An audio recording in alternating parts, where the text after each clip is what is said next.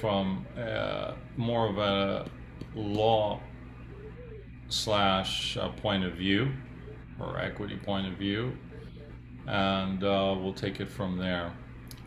Okay, so we got some interesting information for you. So let's begin. I'm going to read in the original Hebrew with translations, and then we'll get into some explanation. Vaydaber Yahovah Moshe b'midbar Sinai b'ol moed b'echad lachodesh hasheni b'shana hasheni l'tzetam eretz Mitzrayim lemor. On the first day of the second month, Yahweh spoke to Moses in the desert of Sinai, in the tent of meeting, in the first of the month, on the second day. The second of the month, on the first day, when they left the land of Egypt, saying, Su'ud Rosh Kaladat B'nai Yisrael, Lemishpachotam, Lebeit Avotam, Emispar Shemot, Kol Zachar Legugulotam. Rise up the heads of all the congregation of the children of Israel according to their families, for the house of their fathers according to the numbers of their names, all the males according to their heads. Miben 20 shana v'mala, kol yotzei tzava b'Yisrael tifkedu otam letzivotam ata v'Aaron. From 20 years and up, all who go out to the army of Israel, you should count them according to their numbers. You and Aaron, v'itchem yiyu, and with you ish lemate, each man for man according to their tribe. Ish, a man, Rosh lebeit avotam, who each one the head of his ancestral house. Ve'le shemot hanashim asher yamdu itchem, and these are the men who will stand with you. L'Ruven, Elisur ben Shdeur. For the tribe of Reuben will be Elisur ben Shdeur, L'Shimon. For Simon, Shlumiel ben Surishadai. For Simeon, Shlumiel ben the son of Zurishadai, Leudah, Nachshon ben Aminadav. For Judah, Nachshon the son of Aminadav, L'Yisachar, Netanel ben Suar. L'Yisachar, Netanel the son of Suar, L'Zvulun, Eliab ben Chelon. Zvulun, Eliab the son of Chelon, Libnei Yosef, L'Ephraim, Elishama ben Amihud, L'Nasheh, Gamliel ben Ansur. For the sons of Joseph, from Ephraim, Elishama, son of Amihud.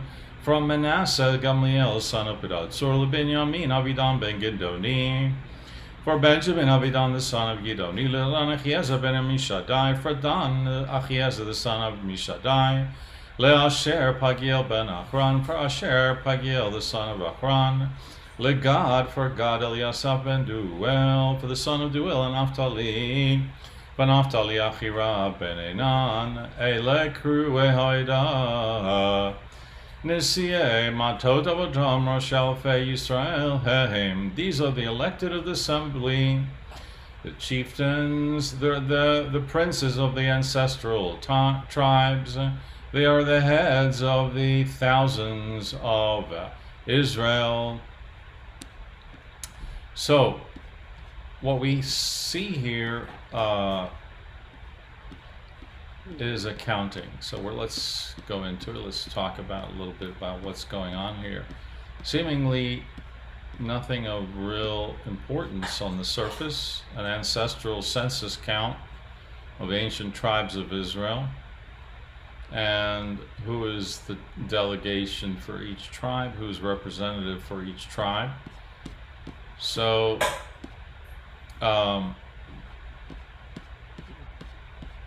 let's look at what is going on here. So there's 6 functions of numbering.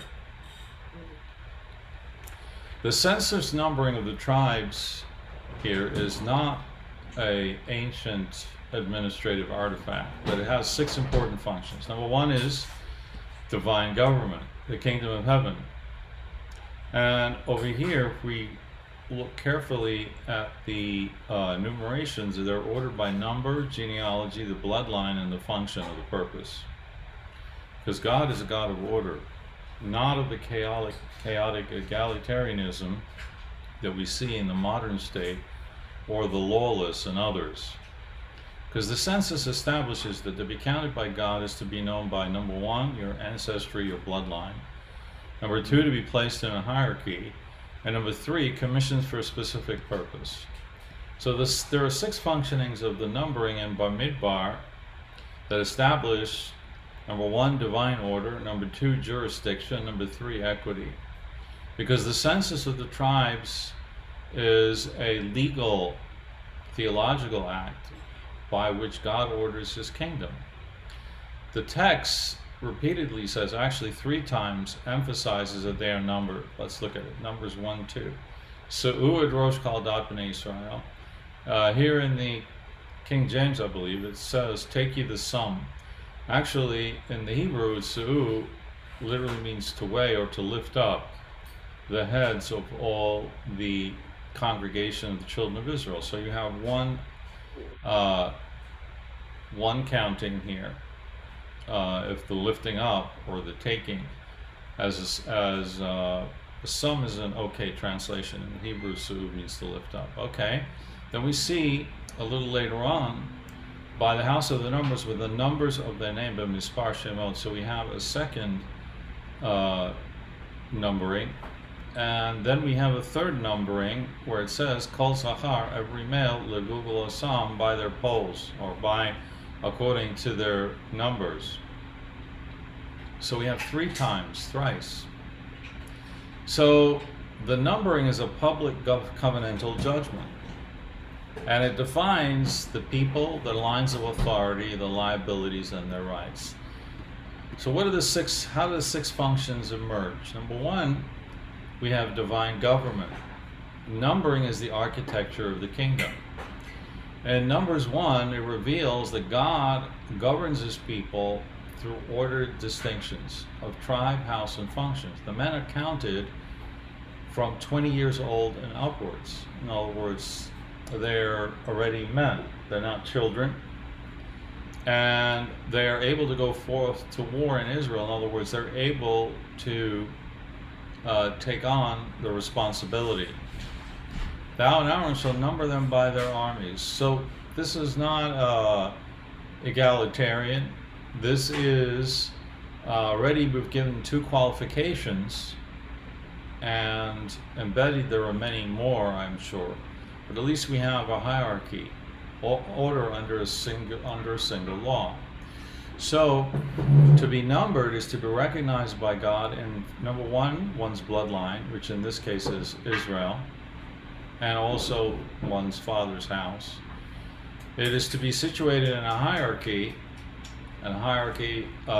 specifically according to one's family, and to be assigned a function. In this case, it would be, on the surface, it would just be for war. So contrast this with a modern state. We're counting surveillance, tracking, and you can fill in what else you'd like. So the biblical numbering is God's act of constituting a people in ordered ranks so that justice can be administered. So the second function is jurisdiction.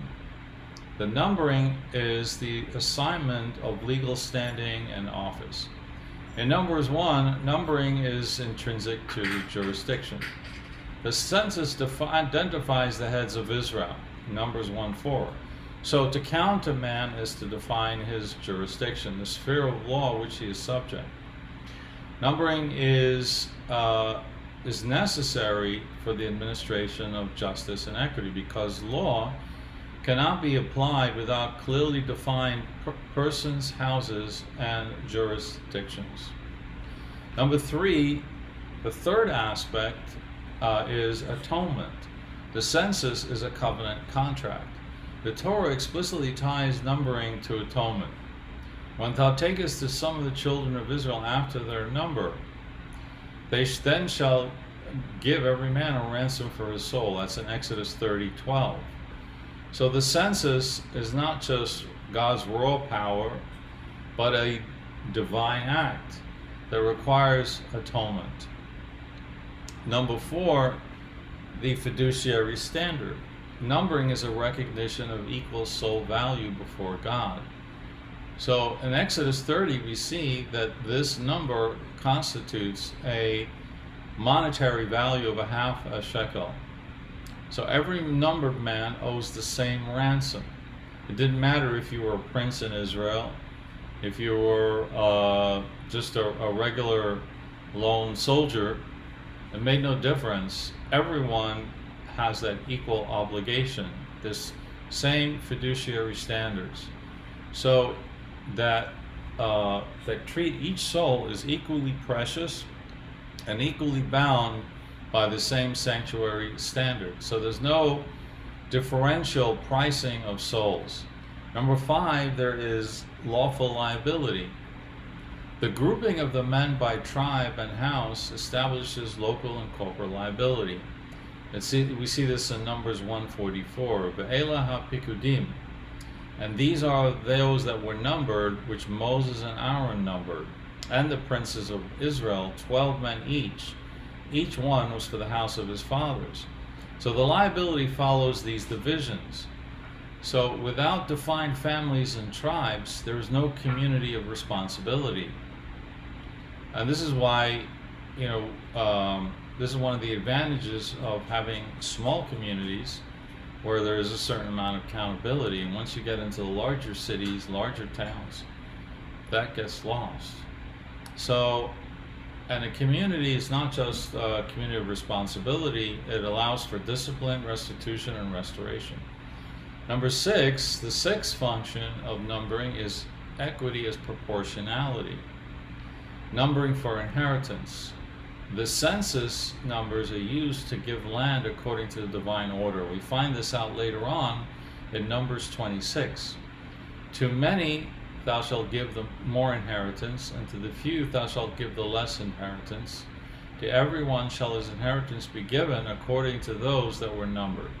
So equity is not the sameness of outcome, it's the equality of standing before the law, and there's a proportionality of distribution based on God-given numbers. So by numbering the people, God establishes that every person, every individual, every man has a stake in the defense of the nation, number 1. That's their station. Number 2, the sanctity of the tabernacle. They have a stake in divine order. And number 3, they have equity. They have an inheritance of the land. So now, the census of 603,550 men, which was an act of mobilization, defined who stands within the boundaries of the camp and who is tasked with defense, the war of the holy. So God does not deal with just individuals. He preserves the bloodline lineage because biological continuity is covenantal faithfulness, and it is his biological and spiritual seed line, the grafted in. So when the new Brit Chadashah, when the new Testament, the Second Covenant, talks about being grafted in, it's not just a loose metaphor. It literally means that there is a supernatural grafting in, not just on a spiritual level, but also on a biological level. So now, let's move to the idea of 12. Why do we have the number 12 here? We know that there were 12 tribes, and we also have 12 apostles.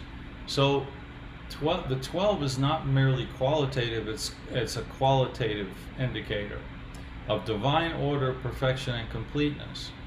So in the number 12 signifies administrative completeness and the governance of God of his creation. So let's establish that idea. We have the 12 tribes of Israel represent the people of God organized into complete functioning nations. And this is why when Yeshua, Jesus, appoints 12 disciples, he intentionally establishes the new government of the kingdom of heaven and God. because the apostles' power as judges is derived from their relationship to the tribes. If there were not 12, they would lack the jurisdiction to judge the 12. The law of the kingdom is a covenantal law. It only applies to those numbered within the covenant. So when 12 is multiplied, the base symbolic meaning, the divinity or kingdom governmental authority remains intact, and it represents the fullness of authority in earth history.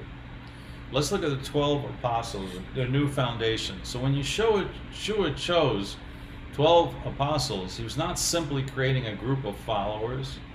He was establishing the new Israel as the governing body of the kingdom of heaven.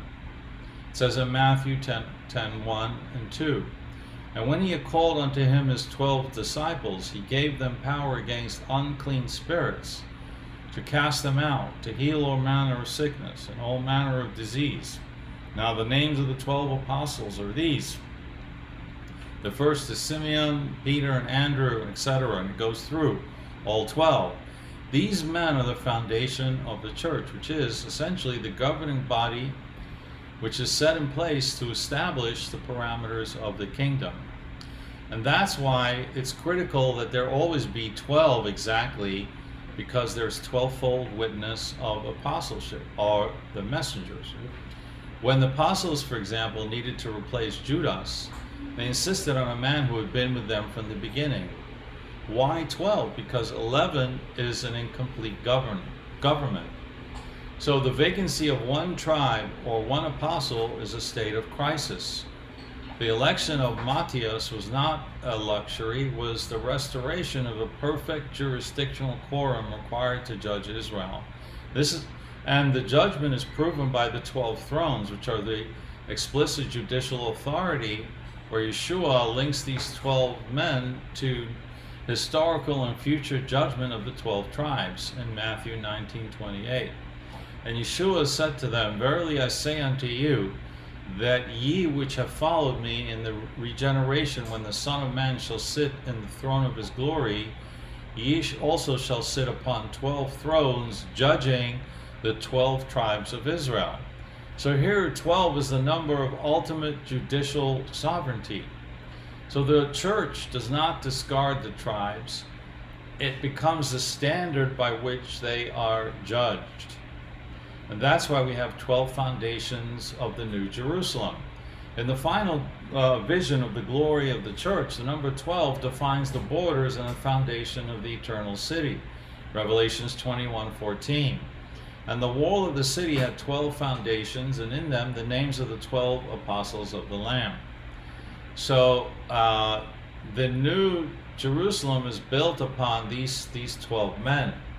It's a perfect city with a perfect organizational state of the people of God. Their apostles are sitting on 12 thrones, acting as the high court of the new covenant. They are the architects of the church, the 12 pillars. And Revelations 21:24, the city walls had 12 foundations, and in that one inscribes the name of the 12 apostles of the Lamb. So we've established 12, and what's important to know, a question that's important to ask is, why do we have the number 12? What is the secret of the number 12? Why is 12 the number of sovereign administration? Why is it the number of foundational administration? Why is 12 the structural signature of divine governance in this order? So in biblical law, in the Torah, 12 is a number required to establish a complete representation of the nation. It is the quorum of the covenant. It represents the full expression of God's government on earth. And to understand 12 a little deeper, we must look at its mathematical and biblical components. Specifically, the combination of 3, which is the number of divinity, and 4, the number of earth.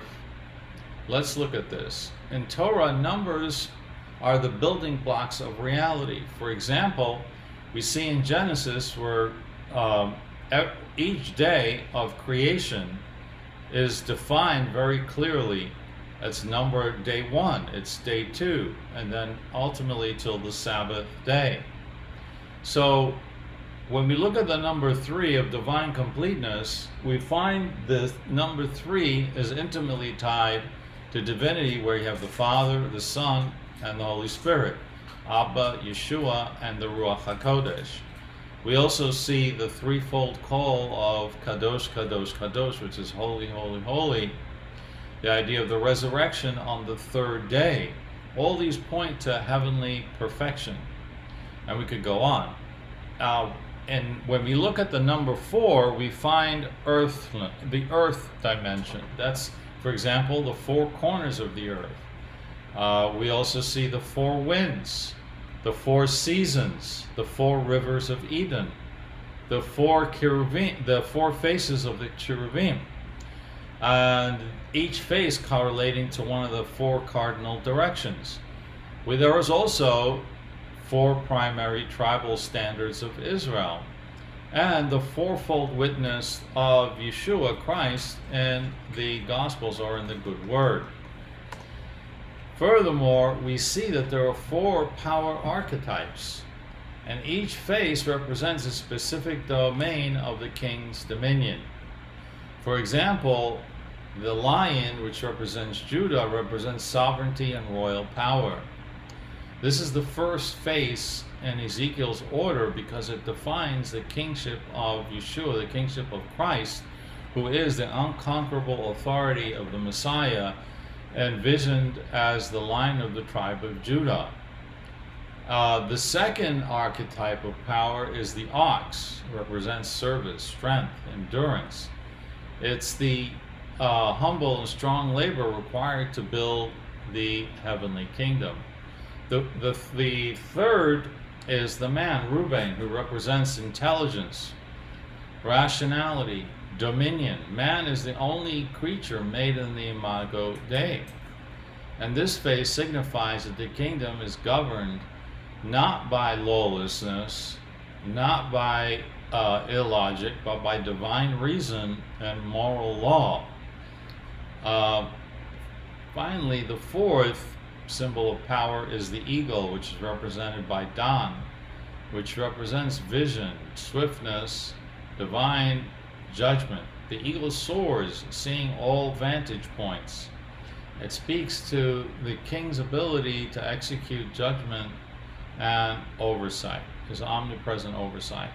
So there were 4 tribal standards also representing the earthly domain in terms of the tribes. For example, in the east was the lion when they were encamped around the tabernacle. The south was Reuben, the west was Ephraim, and the north was Dan. And the signature of the 4 good word accounts are represented by the 4 faces. Matthew represents the lion, the king of the Jews, the royal heir to David's throne.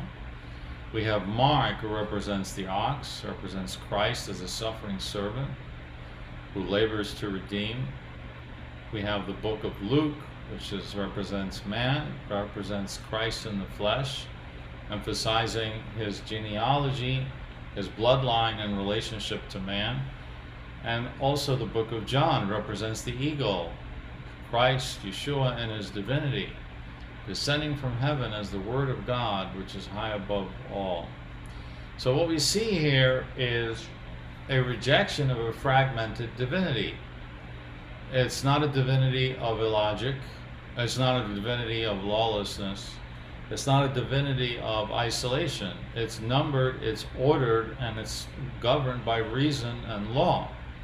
So, and this is why postmodernists have a hard time with this, whether they're Christian or not, because they love to pick and choose which side of Yeshua, Christ, they want to acknowledge. They love the man, the nice moral teacher, but they don't like, who's very loving, but they despise the lion, the king who commands, or the eagle, the judge, who executes the divine law. Vengeance is mine, saith the Lord. So the 4 faces demand and also imply that we accept the totality of Yeshua in all his power, You cannot have the Lamb of God without the line of the tribe of Judah. You cannot have the servant, the ox, without the judge, the eagle, who cuts people in half and casts them out into outer darkness even while they're crying. This configuration that we've just established proves that the people of God are a complete society. They possess the royal authority, rational order, the royal authority of the lion, the rational order of man, the productive strength of the ox, and the watchful judgment of the eagle. So when you multiply 3 by 4, you get 12, which is arriving at the intersection of heavenly authority manifesting in earthly territory. So 7, we know, is the number of spiritual perfection. 10 is the number of law and order. 12 is the integration of both. 12 is the number of the kingdom of God, establishing its administrative and lawful footprint upon all of creation. What's interesting about this of number 12, additionally, in common law, the jury of 12 and the law of the land, the most profound legal use of 12 is the petite jury. The requirement of 12 men for a common law jury is the ultimate assurance rule that a man is judged by his peers fairly. The number 12 was chosen because it was considered enough to act as an impartial shield against the tyranny of the state. It requires a unanimous verdict, which acts as a check against any single judge or ruler of state's arbitrary will. I don't know, I just posed this as a question. I'm sure some people here would know better than me. Is this the strongest jurisdictional defense possible in the American legal tradition? Is the jury, or the petite jury, the strongest defense? Okay, so this is where I wrote here end question mark, because I wanted to I didn't know how far I would get, but I see, time-wise we're doing, well, how much time are we doing time-wise? Yeah, we're doing okay time-wise. All right, I want to share with you one or two more other very fascinating aspects of 12.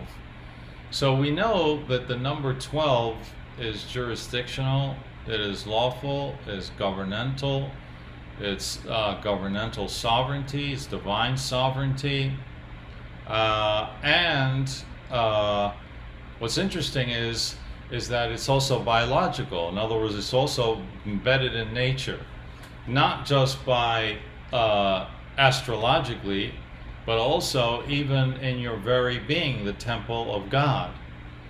For example, you have 12 pairs of cranial nerves. God designed a human physical interface, our connection to reality, using a 12-fold switchboard in your cranium.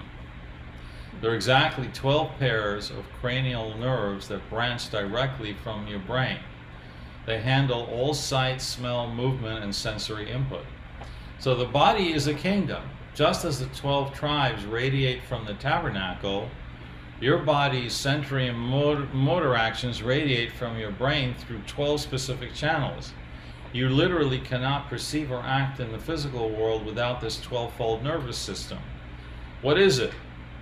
So the cranial nerves don't pass through the spinal cord, they emerge directly from your brain and brainstem. They are the supreme conduits of intelligence and interaction, and their specific functions reflect a high degree of delegation. Let's look at the 12 here. Here they are. Number 1, you have the olfactory, which is the perception of scent, the most primal sense. Interestingly, the olfactory scent, is cursed throughout Scripture, throughout Torah, as really key and fundamental, including in times of life and death. What's coming to mind is, when Jacob, Jacob embodies the scent of heaven when he comes disguised as Esau to his father Isaac, and Isaac thinks part of the reason he's fooled that it's Esau is because he smells the heavenly field. He literally, he has that perception of that primal sense. And because he smells that, he believes that, that Esau is also part of that heavenly field sense, so to speak. All right, the second is the optic, the essential bridge to understanding space and form.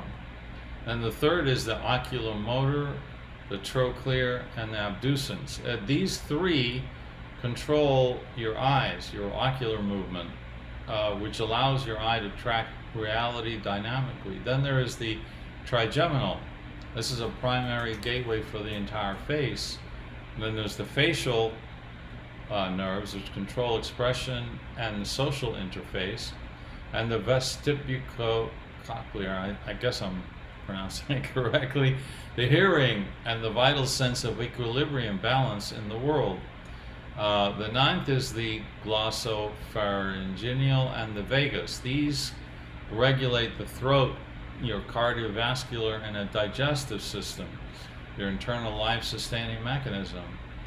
The 11th is the accessory, the control of the neck and the shoulder, allowing your head to turn towards an objective. And finally, there's the hypoglossal. It's control of the instrument of speech, which is the engine of culture and divine communication.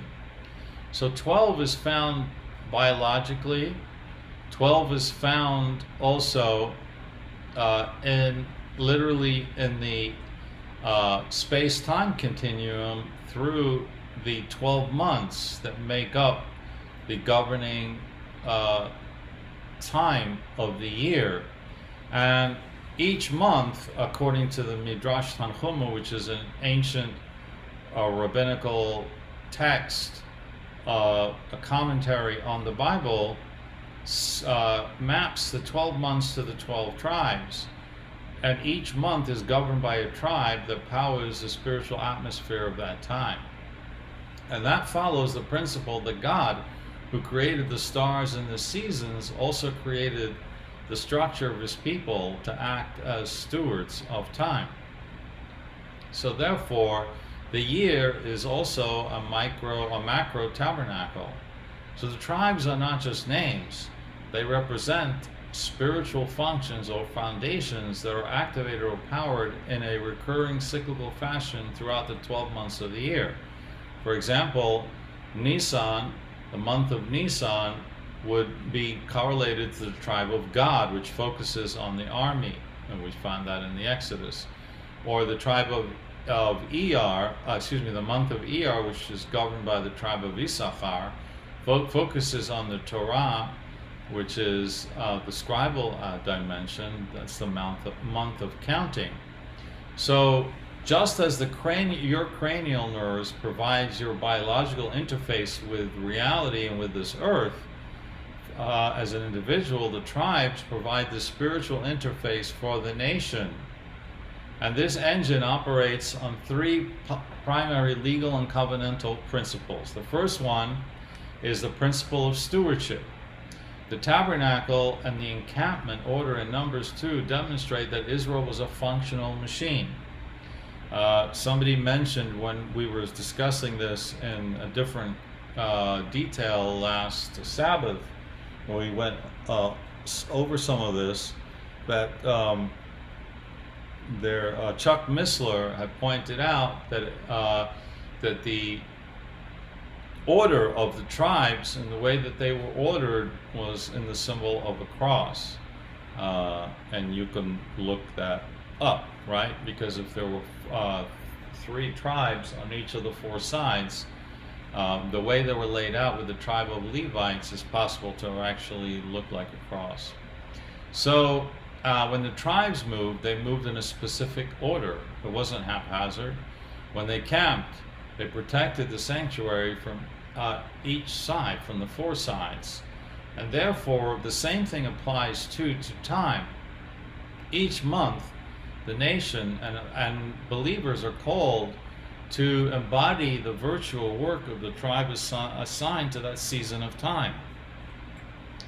This is a reversal of the myth, the proposition nation, that time is an empty bucket to be filled in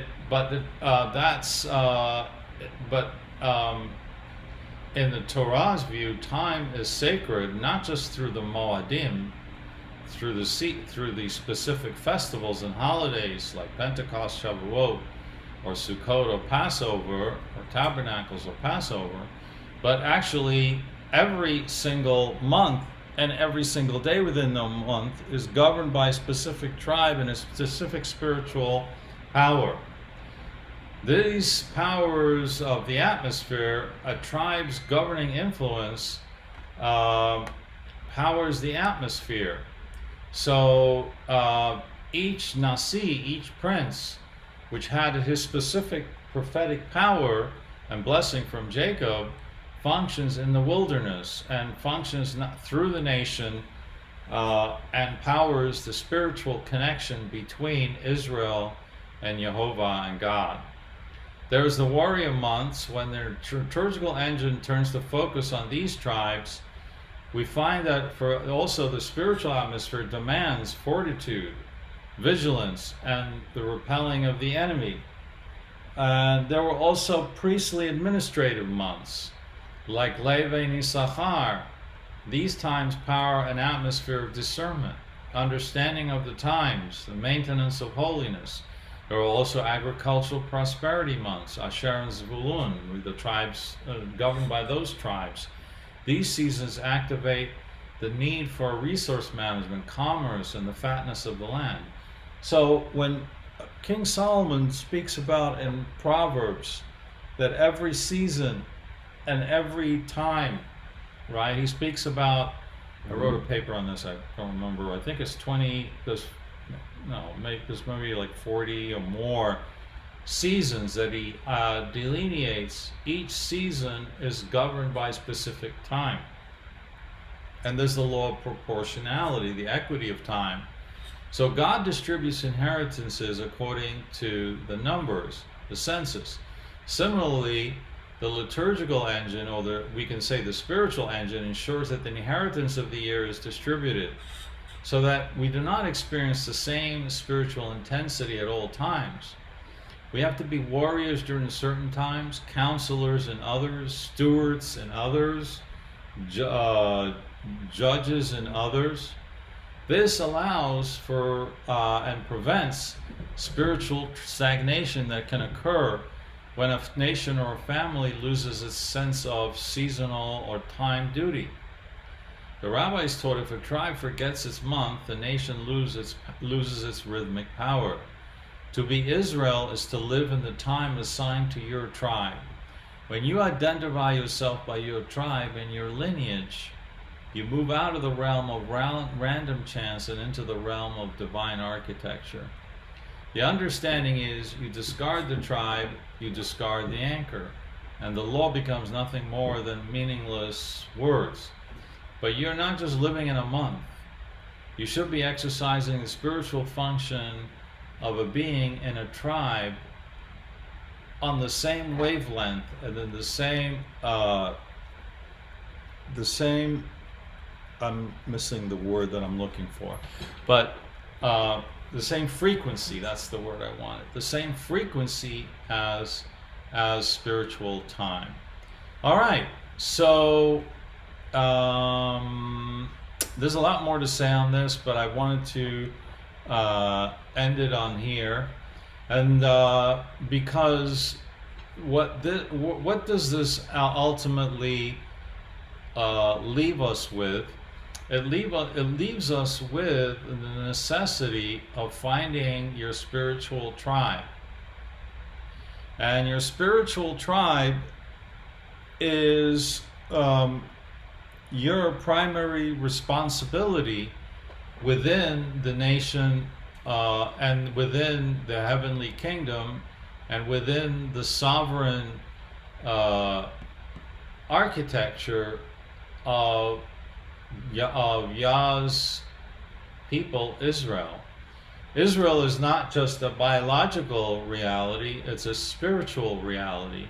And if you are grafted in, not just biologically, but also spiritually, and even more so spiritually, then that begs the question, what is your tribe? What is your tribe? Now, I was going to save this for, I didn't think we'd get this far.